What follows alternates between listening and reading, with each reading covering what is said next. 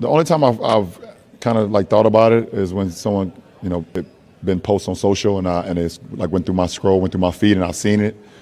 And every single time I'm kind of in awe of it, like, wow, and then certain guys, I don't know who's doing it, but they'll break down like, if I do this, if I average this, if I'm available for these games, then I can make it and do it here. And I was like, I've never like played my career with saying if I do this, then this will happen. Besides just, making sure that I was in the best shape possible going into a season and, being available.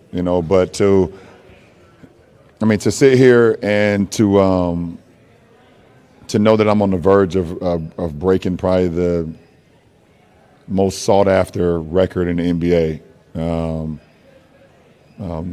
Things that people say will probably never be done. I think it's just super like humbling for myself. I think it's super cool, and obviously Kareem has had his differences, with some of my views and some of the things that I do. But listen, at the end of the day, to be able to be in the same, breath as a guy that wore the same uniform, a guy that was a staple of this franchise, along with Magic and big game over there for so many years, especially in the '80s, and a guy that does a lot off the floor as well. I think it's just super duper dope.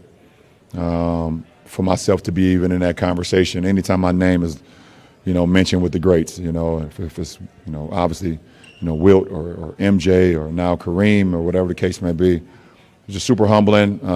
Guys always see me use my hashtag, the kid from Akron, and those are the moments where I really think about that kid from Akron, of walking those streets and, either playing basketball where I actually had a basketball in the hoop, or actually just walking around and air dribbling and shooting into an invisible hoop, and counting 5, 4, 3, 2, 1, and making game-winning shots. So when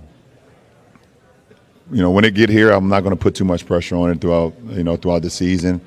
But I think it's a pretty historical moment when it gets here, and as long as my family and friends are all there, that's the most important for me.